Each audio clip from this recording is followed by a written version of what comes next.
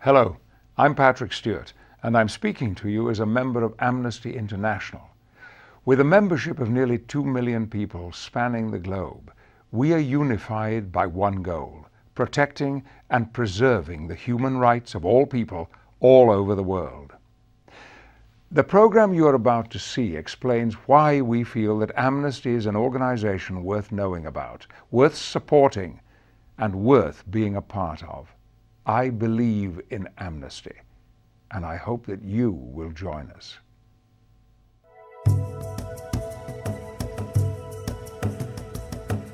Amnesty International bulmasa, If it weren't for Amnesty International, I would be dead by now.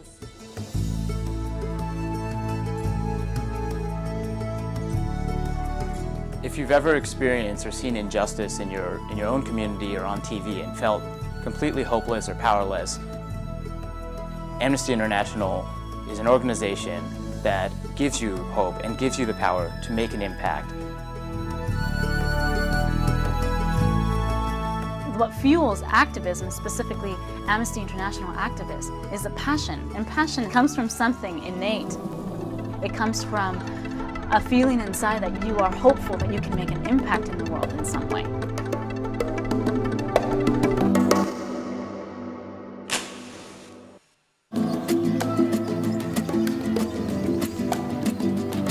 Amnesty International, an impartial human rights organization founded in 1961 with nearly 2 million members in over 150 countries, is dedicated to advancing universal rights shared by people all over the world, no matter where they live or what system they live under. Human rights provide the basis of human dignity. Human rights include civil and political rights, like the right to a fair trial, the right not to be tortured, but they also include economic, social, and cultural rights, like the right to education, the right to a job, the right to health care, the right to housing. The defense of all of those rights is Amnesty International's mission and agenda. I say justice, you say no! Justice! No! Justice! No! Amnesty International has grown to become the world's largest human rights organization. Once the concentration camps and hellholes of the world were in darkness. Now they are lit by the light of the Amnesty candle.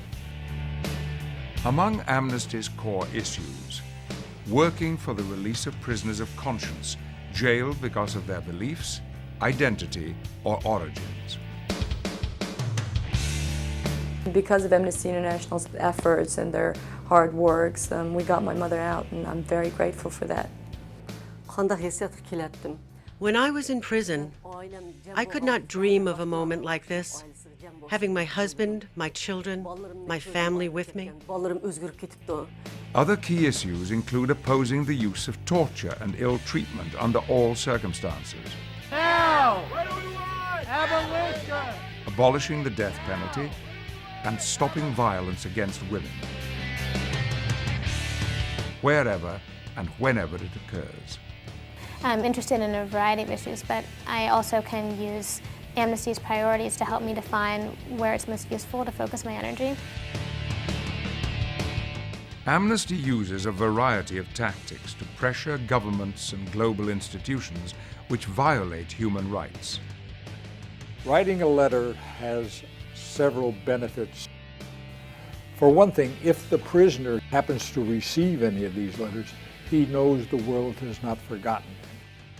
The message is, even in your closed society, we know what you're doing. We're aware of it, and stop. A couple years ago, I was able to meet a prisoner of conscience on whose behalf I had been actually working. And I sat down with him, and the first thing I asked him, of course, was, did Amnesty make a difference? And he said, oh, are you kidding? Of course it did. More than 40,000 prisoners of conscience have been released, evidence that Amnesty's letter writing does work.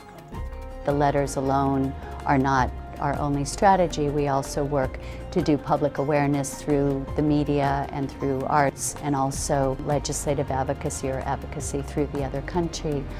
From mobilizing members in student and local groups across the country to tapping into hundreds of thousands of online activists, Amnesty pressures governments, corporations, and others to uphold laws respecting human rights. 20 years is long enough! Don't give up! And when necessary, Amnesty members also take to the streets.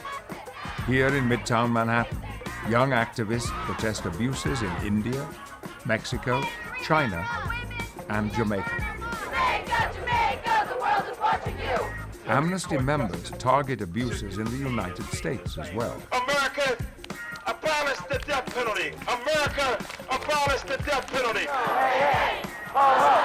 Yeah, I go home feeling good because I've helped people, but I don't do it because I feel good. I do it because I believe everybody across the world should have those rights. Your voice is the most powerful thing that you can have, and what better way to share that than with Amnesty?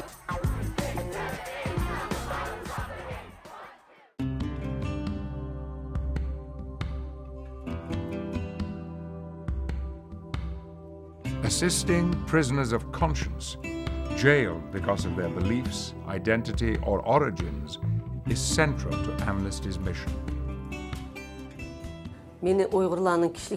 I was arrested because I raised issues about human rights back home. That was one of my crimes, to let the world know what was happening back home. Rabia Kadir was once one of China's most famous political prisoners.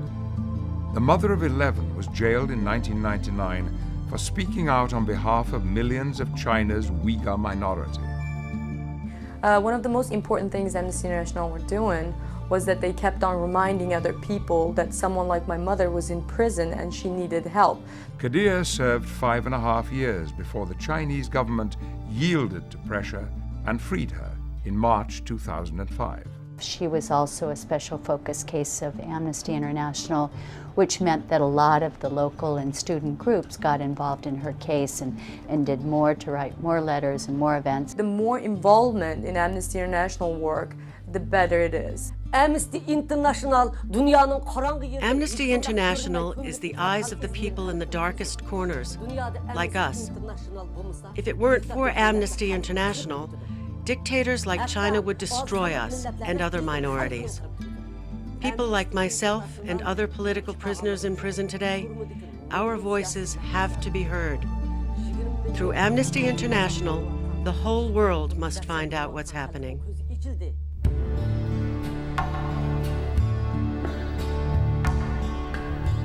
Opposition to the death penalty worldwide is a long-standing Amnesty human rights concern.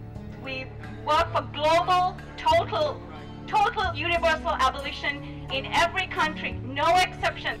Discrimination and inequality run rampant at every stage of the death penalty system. Socioeconomic status, where the crime is committed, and access to a competent lawyer determine who lives and who dies. I got involved with Amnesty International about 13 years ago. There was so much involved with the death penalty. There was racial injustice, social injustice, economic, and therefore it was a whole world of things that I didn't even know that existed about the death penalty. And we need to end the death penalty right now. Just in the 13, 15 years I've been doing this work, I have actually seen an end to executing juveniles and putting them on death row. I can actually see my work, just blooming.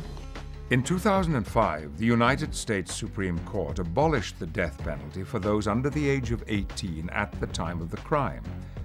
Martina and Amnesty activists in the US and across the globe worked to change legislation, get media attention, and educate others. They were key to this victory. The worldwide trend is toward ending the death penalty. Yet, the United States, along with China, Iran, and Vietnam, accounted for 97% of all known executions in 2004. I truly believe I will see the death penalty abolished in my lifetime. When I hear that phone call or that news statement that the death penalty has been abolished in the United States, I'm going to be staying among thousands of activists who's known that that one little thing that I did has made a difference. America, abolish the death penalty.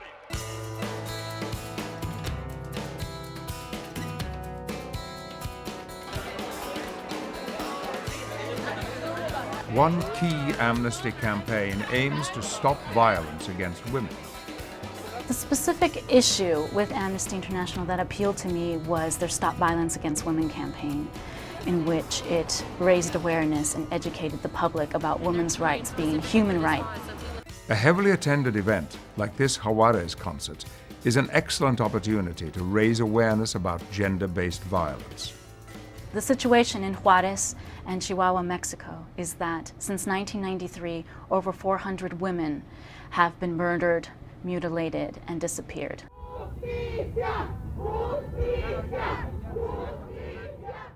The Mexican authorities, the Mexican government, both local and statewide and federal, have not done enough to secure safety for the women living in Juarez, or to provide effective investigation, or to prosecute the perpetrators of these crimes. So it can be sent off to a U.S. representative and try and call more attention to the issue here. Okay, sure. There's a saying in Mexico that politics are so important that we cannot let them in the hands of politicians. We have to get involved, all of us. And that's a great opportunity with this organization that works all around the world, that they're really been doing this for so long. More people, including people in Mexico, in the United States, and all over the world, need to put pressure on the Mexican government to do something about this. They need to put international pressure. They need to raise awareness. They need to go online and click on the Online Action Center to send a letter to their congressperson. Amnesty International and Juarez are committed to seeking justice for the women of Juarez and Chihuahua. We invite you to raise your voices and take action in support of justice and human rights.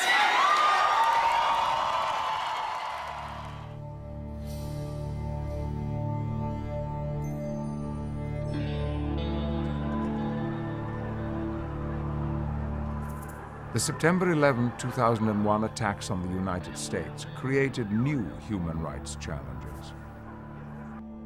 The war on terror is being fought in the defense of the rule of law and freedom. And yet the way that the war on terror is being carried out threatens the very fundamental freedoms of democracy and human rights that we all cherish. Stopping violations associated with both terrorism and counterterrorism is an Amnesty core issue. When people are tortured in the name of security, when prisoners are denied access to a lawyer, that's a violation of our most fundamental understanding of what this country, of what democracy and human rights are all about. So Amnesty is doing everything it can to prevent a rollback of human rights in the name of protecting security. Appearing on the cable news program Hardball, former executive director Bill Schultz was asked about conditions at a U.S. prison camp for terror suspects. We know that prisoners at Guantanamo and elsewhere in U.S. detention have been mistreated, and I will say this. The administration never thinks Amnesty International is absurd when we criticize Cuba, China, North Korea, as we do regularly, and we criticize everybody. Our report here has 149 countries from Afghanistan to Zimbabwe, all held to the same standard. The use of torture, which was also documented not just by Amnesty, but by the International Red Cross, by the FBI, by the U.S. military. Torture and ill treatment are prohibited by international law. Yet, torture is practiced in more than 100 countries around the world. Amnesty condemns torture whether it happens in Egypt, China, Guatemala, or the U.S. Torture done by Americans is partially my responsibility. I don't say I feel guilty, but I would feel guilty if I ignored it. Amnesty International is the voice for the people who can't speak. It's their eyes when they can't see. It brings justice and truth to the people. The most important thing that people learn in Amnesty is how to make the powerful tremble. Amnesty helps citizens become world citizens and world changers. We teach young people, old people, all people in between, how to make government officials, international officials, bankers, businessmen, corporations, the military, the police, quiver at the ultimate power of truth, the ultimate power of faith and conviction. I think it's been a really educational and definitely a fun experience throughout. I think for some people, Amnesty is the first step towards a career in activism. For others, it's, it can be a lifelong sort of extracurricular activity. When you get involved as a young person, you get involved so that when you get older, you don't have to deal with these issues. You have a voice and you need to use it. We have today lit such a candle as shall never be put out. Shine a light into the darkness. Light a candle. Help change the world. Take action online. Join a group. Make a contribution. Organize an event. Become an Amnesty International member today.